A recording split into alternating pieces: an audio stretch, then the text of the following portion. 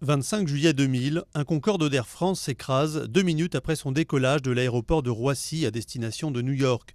La catastrophe fait 113 morts, les 100 passagers et les 9 membres d'équipage et 4 personnes travaillant dans l'hôtel sur lequel l'avion est tombé à Gonesse.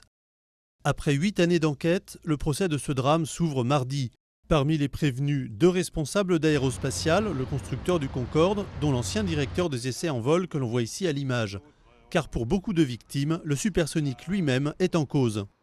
C'est un accident qui n'était pas du tout imprévisible. Et d'ailleurs, pourquoi est-ce que des gens sont sur les bancs des prévenus? C'est parce que, à l'heure actuelle et à la fin de l'instruction, il est considéré qu'il existe des charges importantes démontrant que les mesures n'ont pas été prises qui auraient permis d'éviter l'accident. D'après l'enquête technique, l'accident a été provoqué par un débris sur la piste de décollage, une pièce tombée d'un avion de la compagnie américaine Continental Airlines qui avait décollé juste avant le Concorde. 2 employés de Continental Airlines sont d'ailleurs parmi les prévenus. Mais le crash s'explique aussi par les faiblesses structurelles du supersonique, d'ailleurs connues depuis longtemps. À Gonesse, personne n'a oublié le jour du drame. Le terrain de l'hôtel détruit par le crash est en vente, mais il n'a toujours pas trouvé preneur. Le procès doit durer 4 mois.